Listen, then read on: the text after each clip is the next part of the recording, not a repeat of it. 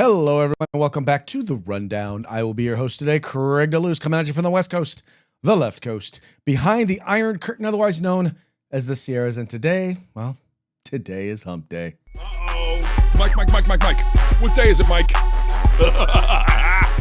It's hump day. Hump day? It's hump day. Hump day?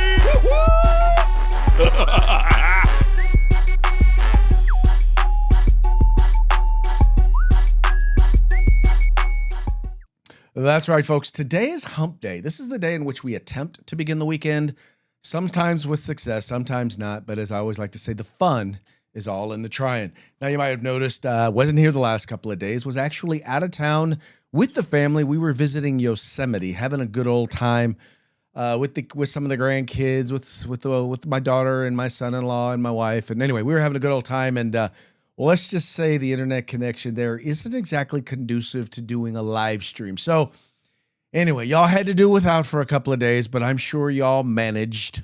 I'm sure you managed just fine. But we're here today. We'll be here for the rest of the week, talking news, commentary, yada, yada, yada. Let's go ahead and we'll tell you what, we'll go ahead and jump right into it and do it the way we usually do. And starting off with a quick shout out to our sponsors. We're going to start off with Hitman Industries. They make rifle and pistol caliber barrels available for you to purchase at any length at hitmanindustries.net. If you've purchased an AR in the last few years, chances are you already have one of their barrels. Why not get another one? Once again, just hit up hitmanindustries.net. Then you've got the California Republican Assembly working to help elect conservatives at all levels of government, from school board all the way up to President of the United States. Ronald Reagan once referred to CRA as the conscience of the Republican Party. You need to find out why. Please visit them at cragop.org. That's cragop.org. Then we've got the best in concealed carry tactical holsters available on the market at hogholsters.com. That's HAWG holsters.com. They like helping Americans wear guns. That's why they spell hog that way. Now, what does that mean? That means that if you use the discount code of The Rundown, all caps, no spaces, one word, just like it is right up there, you're going to get your hog holster on discount today. And then finally, it's time to buy some new gear, folks. It's getting warm out there. You know you need your hot weather gear, right? You know that. That's just kind of the way it is. So first place you need to go and check is uscombatgear.com. Just go to uscombatgear.com and check them out today. They have a huge selection. They have competitive pricing. They have the best customer service on the market. Trust me. And by the way, they specialize in group sales. So if you are a part of an agency, if you're part of a Boy Scout troop, if you're part of any group that likes to do purchases, that does purchases, you need to check them out today. uscombatgear.com, the place where you can find all things tactical except the gun. Finally, I would like to encourage you, if you haven't already done so, please take a moment and subscribe to the 2A newsletter. This is the place to get all of your 2A news delivered to your email box Monday through Friday, whether it's from the 2A news community, whether it's from the mainstream or the mainstream media, whether it's from vlogs, whether it's from blogs. Trust me, you will find all the 2A news that you could possibly use. You will find it in your mailbox on a daily basis simply by going to 2anews.us. That's 2anews.us and subscribing to the 2A newsletter. All right. Also want to remind you, if you're watching this program during the 3 o'clock hour on the West Coast or during the 6 o'clock hour on the East Coast, you are watching us live, and we would love to hear from you. Looking right over here for your comments. All we ask is that they are interesting. Like, stuff like, what's your name? Where are you watching us from? What town are you from? What do you think about the show? And, what do you think about the particular topic? And now, I'll tell you what, the most interesting things are when you disagree with us, because when you disagree with us, it gives us the opportunity to mock you. Oh, wow. Is that a mockingbird? Man, is that a mockingbird? Is that a mockingbird?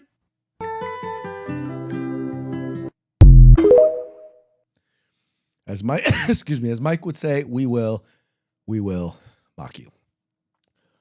All right, let's jump right into it. And here's something you're not going to hear much from the mainstream media. That is, Trump is winning. And when I say Trump is winning, I mean America is winning. In this particular case, it is most definitely so. And it has to do with Trump's program known as Operation Summer Heat. Now, in this particular case, it's Summer Heat 2.0. Right? Because they're halfway through Summer Heat 2.0. And the numbers are, quite frankly, are astounding. The amount of success that they are having in terms of being able to deal with crime, deal with criminals, to be able to remove drugs from the streets, being able to locate lost children. They are just kicking butts and taking names. Once again, this is an exclusive over at Bearing Arms because obviously the mainstream media, once again, won't talk about it. Oh, I'm sorry. I pulled up the wrong one. That's the story we are going to be talking about. This is the one right here. Exclusive. FBI's Operation Summer Heat 2.0 sees hundreds of arrests, drugs seized, and 120 children located. FBI Director Kash Patel is pleased with Operation Summer Heat 2.0, and the FBI is revealing new overarching statistics showing the crackdown on crime has been massively effective. The historic Operation Summer Heat, led by Dan Bongino, paved the way for the most prolific run of crime reduction in American history, and his FBI is doubling down. FBI Director Kash Patel told Breitbart News exclusively. All 56 FBI field offices nationwide are fully engaged in Summer Heat 2.0, crushing violent crime networks across the country. And at the formal halfway mark, we've already arrested over 1,500 violent offenders, conducted 850 drug seizures, recovered 590 kilos of cocaine, and located more than 120 children. This is the life-saving, righteous mission this FBI and the administration are dedicated to, and the results speak for themselves. Last summer, the FBI led the offensive against crime, Operation Summer Heat, with then Deputy Director Dan Bongino. While Bongino is now gone from the FBI, Patel, the director of the Bureau, has doubled down and is significantly targeting criminal operations nationwide. FBI told Breitbart there have been more than 1,500 violent offenders arrested nationwide this summer so far, with more than 850 drug seizures conducted, and more than you already told us all that in the piece. Here we go. The summer's actions kicked off in Pittsburgh field office with Operation Tough War, the open salvo of the FBI nationwide as part of Summer Heat 2.0, netting 32 narcotics and weapons-related arrests in West Virginia and Maryland back to back in early June. Folks, if there is a function, if government has a function, and I think that there are plenty of people out there who would agree that there is a function in government, this is supposed to be one of those. This is supposed to be one of those things, right? It is protecting people, right? It's protecting us from enemies, foreign and domestic. And in these particular cases, well, I guess in some of these cases with some of the drugs, could be foreign, could be domestic. But these are people who are here in the United States and they are taking them down. I wonder why the mainstream media won't talk about this, because here's the thing. They're all bragging about, look, crime is going down. Crime is going down in LA. Crime is going down in New York. Crime is going down in Baltimore. They're all talking about how crime is going down. But they're ignoring the fact that, well, this FBI, this administration, and by the deployment of some National Guard troops, this military are actually taking steps to reduce crime. And what's really neat about it is they're making it very high profile. Even the things that people don't like, right? Like the ICE raids, right? They hate it. They absolutely hate it. But guess what guess who hates it even more? Guess who hates it even more? The criminals.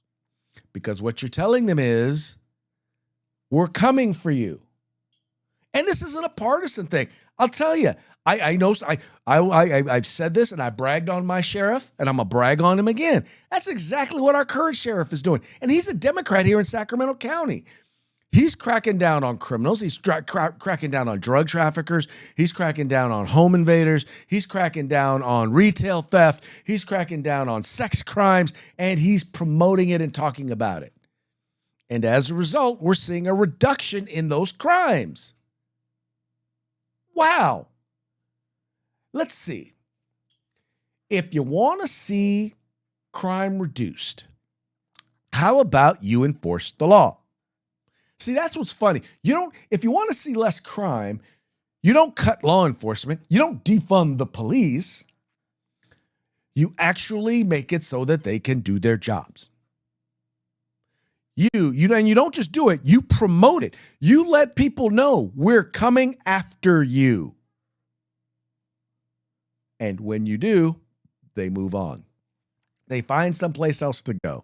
They find something else to do because they don't want to go to jail any more than, anyone else.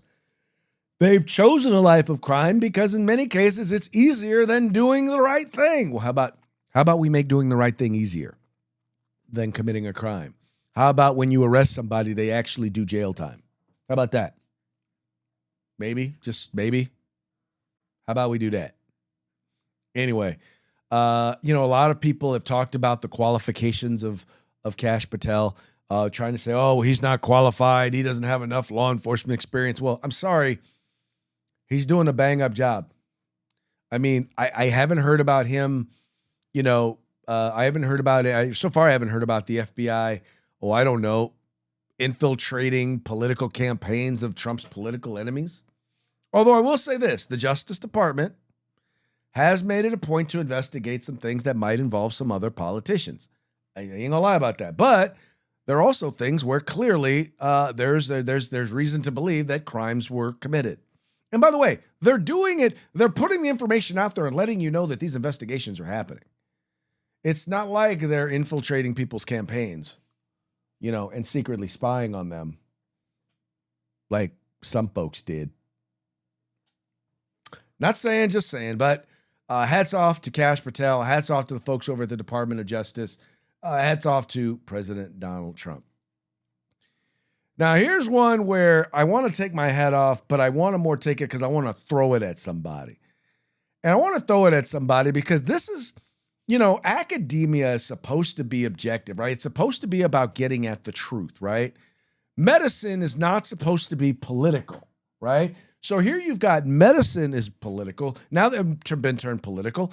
And you've now got a guy over at who's running a top medical school here in the United States of America, basically here in California.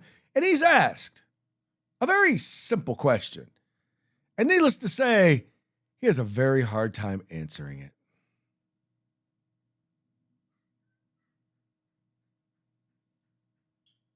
Framework for gender and sex concepts in teaching advises against using the term pregnant women. Instead, it says to use pregnant people.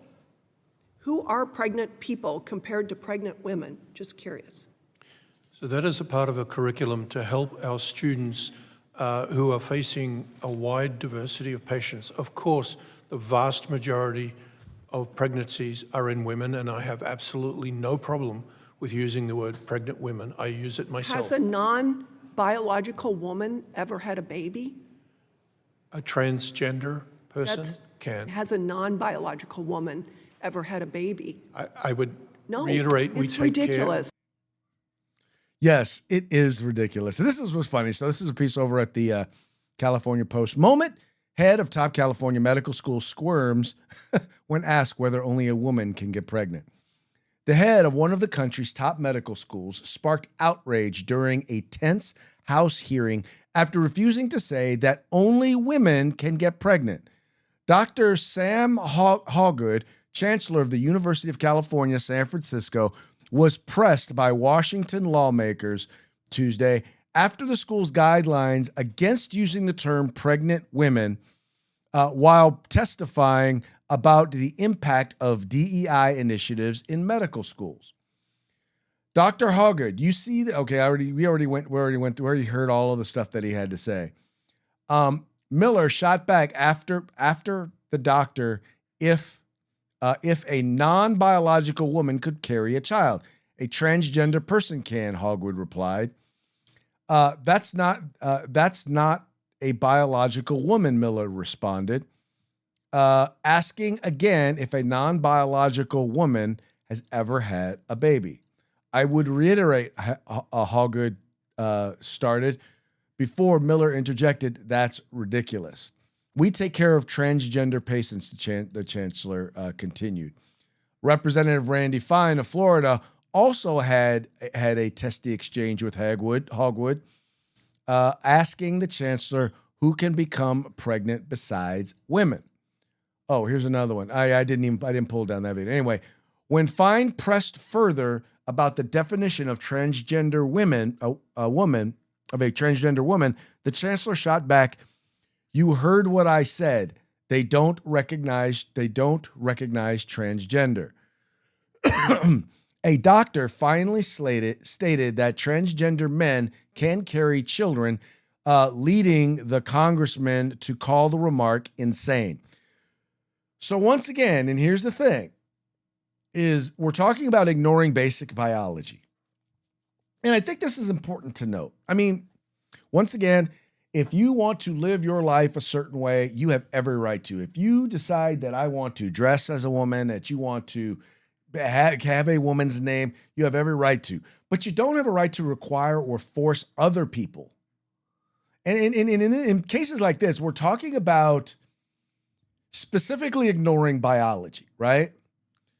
And if we're talking medically, right? We're talking medically. When you say a biological woman, a woman is a biological woman. It is a biological thing, right? Being a woman is a biological thing because supposedly there are different types of women. There are masculine women. There are feminine women.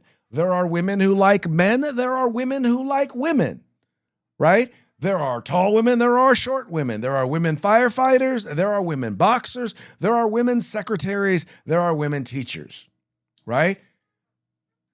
What they're saying is that unless you fit a specific if you fit a specific stereotype, meaning you are effeminate, you have long hair, if you just want to be a woman, then you are a woman.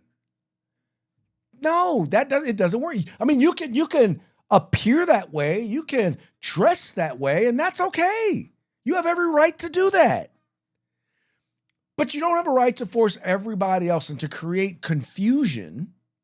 And that's really what it is. It's creating confusion when you say, well, who other, like, oh, well, I still remember when they had the first man to have a baby, and it turns out it was a trans man, meaning it was a woman who had transitioned to becoming a male or to becoming a man. Not a male, but call themselves a man.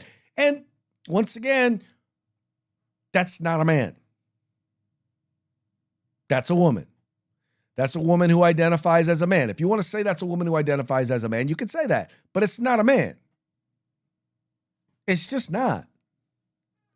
And I think, especially, I always wondered, and I've had conversations with friends of mine who are gay, and we've talked about this, and I'm like, so do you ever worry that, okay, one time a boy who's maybe effeminate, maybe he's actually gay, is now they're going to try and convince him that he's actually a woman, and it's going to alter his body and take chemicals that are going to permanently harm his body or permanently alter his body or her body. Maybe she's a little, tomboy, or maybe it's a little girl who's actually prefers women and this turns out to be a man. But are you worried about them transforming that individual's body in order to make them another gender?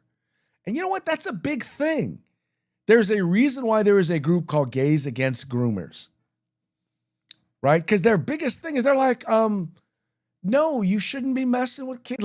Let kids figure out who they are, right? Anyway, this should not be happening. And when you when you allow the confusion to exist, this is how we go from look, they just want to live their lives. They want to be safe. They don't want to have to worry about being attacked, right? They just want to live their lives, being tolerated to being celebrated to being forced to celebrate. Because now what's happening is the exercising of what they deem to be their rights, which is the right to be celebrated as whatever gender they identify as, it's now impeding on the rights of other individuals because now you are telling them. So, for example, in some states, it could endanger if I'm in the middle of a custody battle and I don't refer to my child as the gender that they want to be identified as, I could lose my parental rights. I could lose custody of my children for that. That's forced speech. That's compelled speech. There have been a number of cases in schools where professors and teachers they've either been disciplined or they've been fired because they wouldn't use a student's desired pronouns. Guess what? In each and every one of those cases that have gone to the appellate level, I won't say in each and every, but at least the 3 that I know of, the professor or the teacher won. They won because it was considered compelled speech. Right? In some cases, it was religious. In other words, they believe that you're born male or you're born female. In some cases, it's just a matter of, look, it's just common. English says there's he, she. They is referred to the plural. So if you want a they, you better go get somebody else because there's more than one of you. I mean, am I wrong? Anyway, once again, this is not me trying to tell other people how to live their lives. I'm just saying, don't tell me how to live my life. Don't tell me how to, or don't tell my kids, don't tell my wife, don't tell my friends, don't tell other people how to live their lives in a way that allows you to never be questioned as a part of your life. I mean, come on. Anyway, but this is, once again, this is the top medical school. This is University of California, San Francisco. Now, obviously being in San Francisco, yeah, that's probably one of the reasons why they couldn't identify it. But anyway, all that having been said, anyway, dude's a weirdo. Anyway, but just so you know, folks, just so you know, for those of you who think that this culture war is gone, it's not gone. For those of you who think it's dead, it's not dead. All they're waiting for is for liberals to take over the Congress, for liberals to take over the White House again, is for liberals to be in charge again, progressives to be in charge again, for democratic socialists to be in charge. Now, I'm just be in mind, when the democratic socialists take charge, it's over. Because they've already said their goal is to bring communism. Their goal is to bring socialism, communism. Their goal is to undo and tear down the entire system. Not my words, their words. Those are their words, their goal. So, anyway, going to be interesting once we finally, if we ever get there, I pray that we do not. All right, folks, that now brings us to our next story. LA legislator demands gun control after former staffer killed, or shot, by the way. So I know this legislator. His name is Mike Gibson. Mike Gibson is how do I put this? He's a gun grabber at his heart. This is a guy who I testified against a number of his bills. He knows absolutely nothing about firearms. He knows nothing about the anti-gun legislation that he puts forward. All he does is get up and spout, "They're killing the children." And I abused his bill so bad. That was his only response before storming out of the committee. After a Democratic committee, by the way, in the California legislature said, "Yeah, something's wrong with your bill, dude. This ain't working." I mean, it was a committee made up of a bunch of anti-gunners, but even they knew how bad this dude's bill was. Anyway, he now, because he had a former staffer who was shot and killed, he now wants to institute more gun control. Let's read a little bit about it. If you are predisposed to support gun control, losing someone you care about will definitely tip you over the edge. If you're already anti-gun, nothing is going to solidify the position more for you than something like that. Not everyone who loses someone is anti-gun, of course. Ryan Petty and I are two examples, but it does seem to make those who are anti-gun a lot louder. Enter Los Angeles, because of course. An assemblyman, his name is Mike Gibson. Well, there it is right there. An assemblyman in the city is understandably upset after a former staffer was killed at a block party in Compton over July 4th weekend and is calling for gun control. This is from a piece, an article there in LA. Assemblymember Mike Gibson, a Democrat from Carson, says a deadly 4th of July weekend shooting in Compton that claimed the life of one of his former staff members underscores the urgent need for stronger gun safety laws at both the state and the federal levels. The shooting was one of several acts of gun violence reported across California over the holiday weekend, renewing debate over firearm regulations and the limits states face on enacting gun control measures.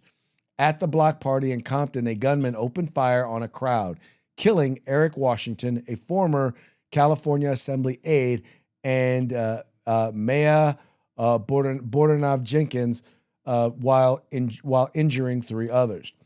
Now, this tragic, obviously, but Compton has been known for a rough neck of the woods for decades. And back in the day, it was synonymous with gang culture in the city. I'm not saying that Washington was involved in what sort of in that sort of thing, because there's no indication he was, but he didn't actually have to be. It was a block party. Anyone could come and go. What I'm saying, though, is that the problems in Compton go beyond anything that gun control could do. After all, this is California. It is the most restrictive state in the nation when it comes to guns. What exactly is Gibson quoted as saying? I'm glad you asked. The Compton tragedy, he goes back to the story. The Compton tragedy also comes as California and other states continue to navigate legal challenges to their authority to regulate firearms. A recent Supreme Court decision in Wolford v. Lopez invalidated portions of a Hawaii law that prohibited people from concealed carry permits from bringing firearms onto private property that is open to the public without the owner's consent. Supporters of the law say it is intended as a common sense measure to limit firearms in public spaces. But the Supreme Court ruled that portions of it violated the Second Amendment. Some advocates worry the ruling will weaken the state's ability to enact gun legislation. Gibson is among those expressing concern. Quote, because the Supreme Court's decision to strike down protections in Wolford v. Lopez, a rule against Hawaii's common sense laws, a pattern continues where the U.S. federal government cannot guarantee us the most basic protections, Gibson told CBM. Oh, this is California Black Media. Okay, Wolford, he brings up Wolford, which didn't do anything about block parties, mind you, but simply said the state cannot unilaterally decide to the default assumption of gun rights that they are forbidden on private property, though business owners could decide for themselves. Now, here's what's so crazy about this. Now, so keep in mind, we're talking about someone who just broke out shooting, right? In case you didn't know, there's a law against just breaking out a gun and randomly shooting at people, or just shooting it at people. You can take out your gun and fire in self-defense, but you're not allowed to just go to a block party and start opening fire. That's a crime. You're not allowed to shoot people and kill them unprovoked. That's a crime. We call that murder. You're not allowed to just shoot people and injure them. That's assault with a deadly weapon. You're not allowed to just shoot a gun. I mean, all of these things are all crimes. And oh, by the way, I'm going to guess that they didn't have a concealed carry permit. So this law had nothing to do, this law that he cites had nothing to do with what happened. But that's the law he cites. Because he's an ignorant piece of crap. That's why. Let me clarify. I apologize. He is an ignorant, gun-grabbing piece of crap who does not know what he is talking about. He doesn't. Especially, let's consider this. First of all, concealed carry permit holders are amongst the most law-abiding people in the entire country, right? They have proven, studies have shown that they are actually more law-abiding than law enforcement, meaning if you look at the average, the percentage of them that have been arrested for crimes is even lower than law enforcement. So first there's that. Then there's the fact that most of these guns that are used in crimes are not in the possession of the person who originally purchased them, meaning they're illegally owned firearms. So they're already illegally owned firearms. And oh, by the way, if they're not concealed carry permit holders, then once again, well, like I said earlier, if they're already shooting at people, do you really think they care if they have a permit? And if they, by the way, if they do have a permit and they decide to randomly shoot people, do you really think they're going to care that they were prohibited from having the firearm there? How dumb do you have to be? Apparently, as dumb as Mike Gibson.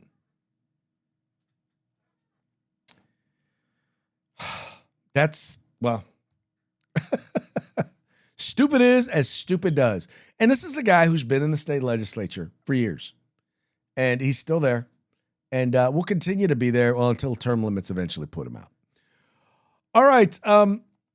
For those of you who do not know Jon Ossoff is one of these senators, probably one of the most hotly contested races in the nation. He's a senator out of Georgia.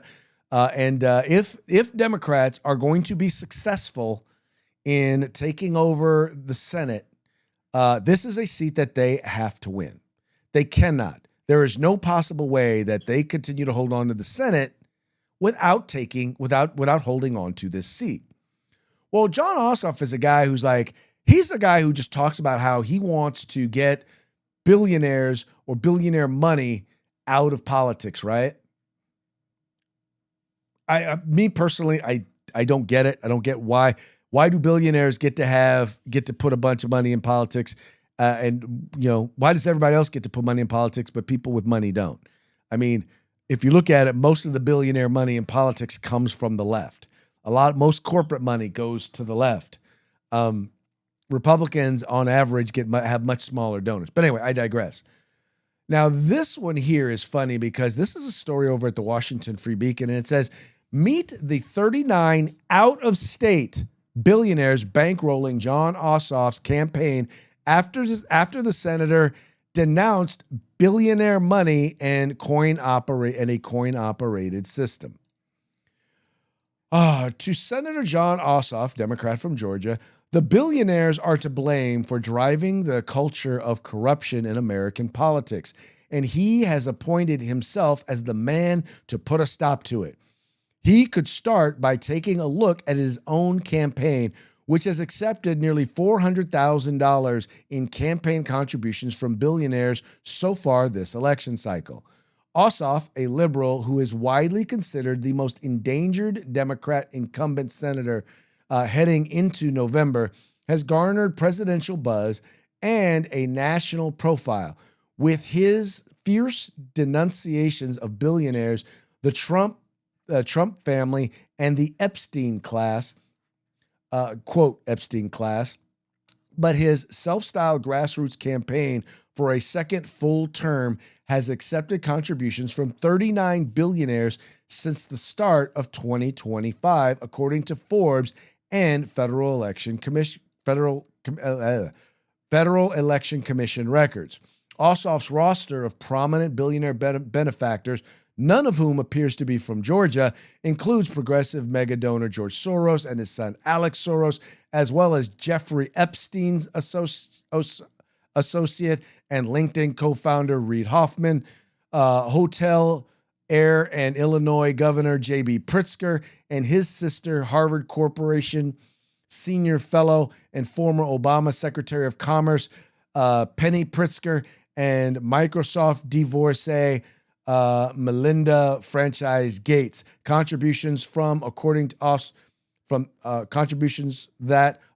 Ossoff's own logic, could make him beholden to their interests of his ahead of his own constituents. Let's go back and go down here and look at the list here.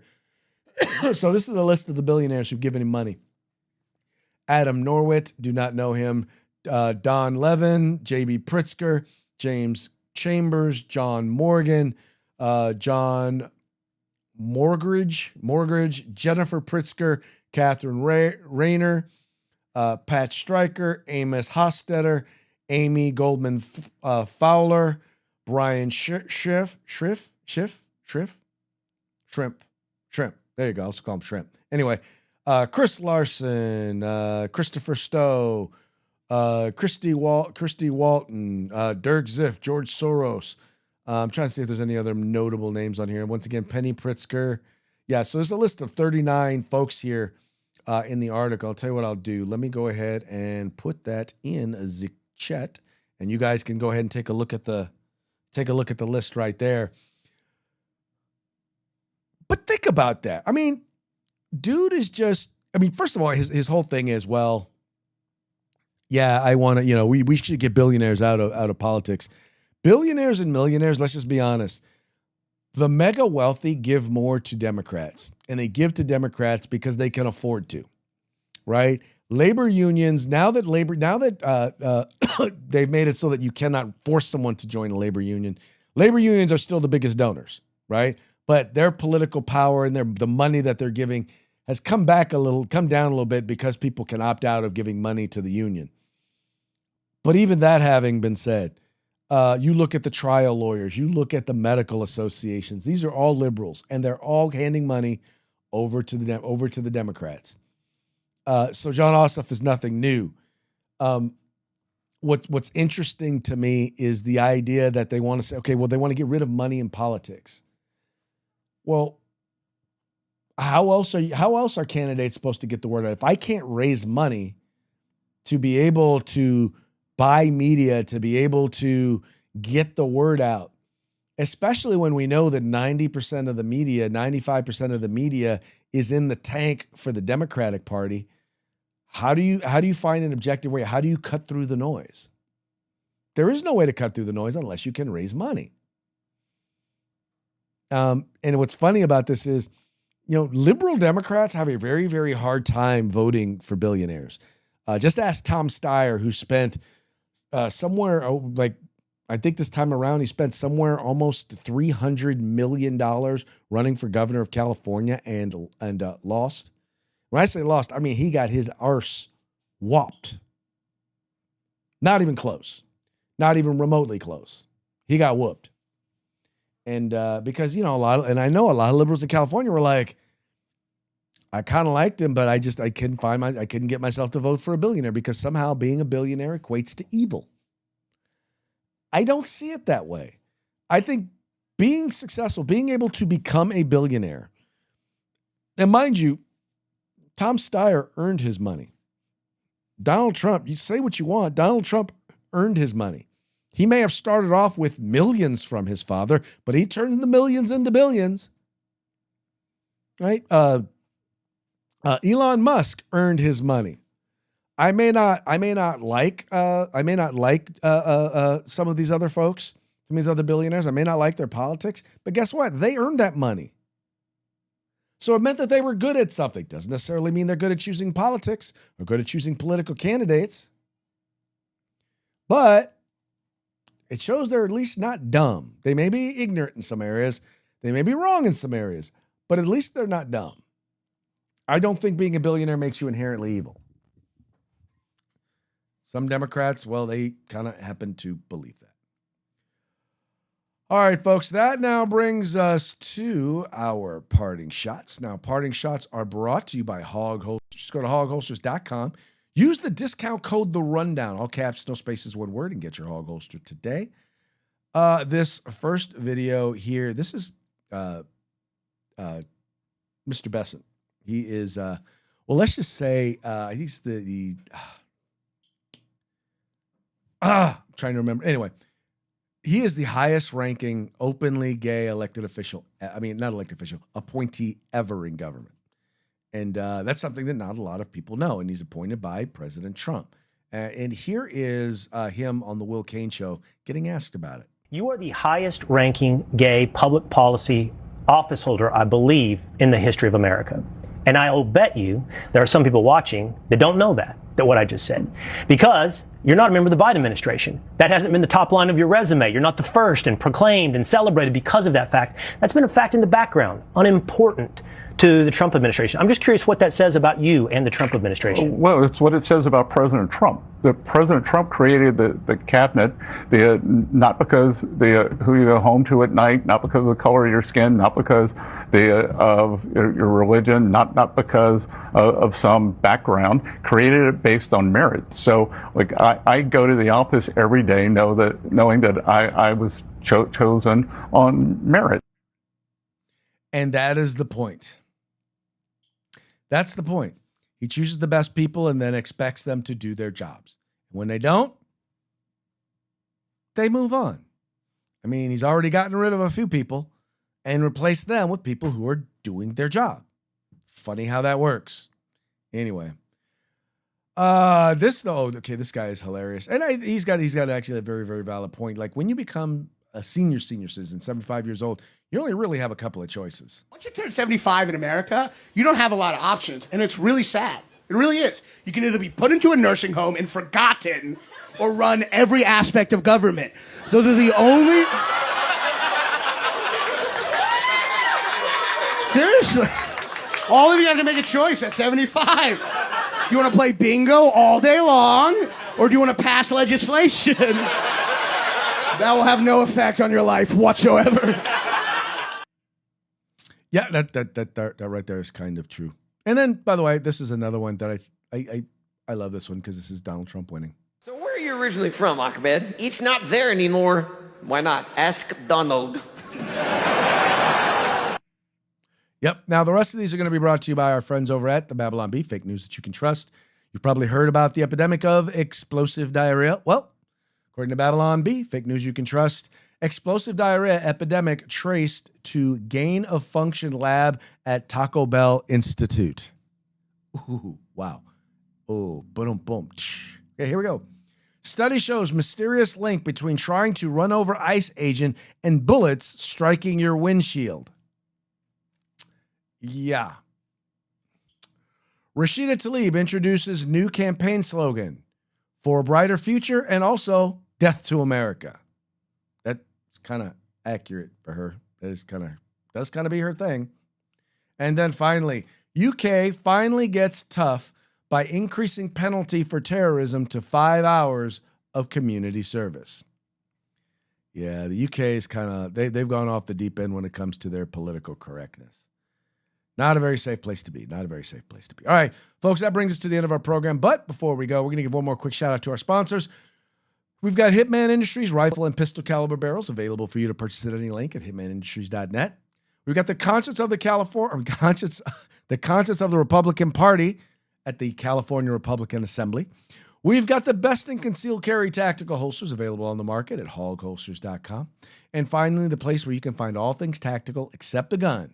That would be at uscombatgear.com. All right, folks, we're going to be back tomorrow. Tomorrow will be Throat Punch Thursday. Till then, y'all have fun, stay safe, and we'll see you mañana.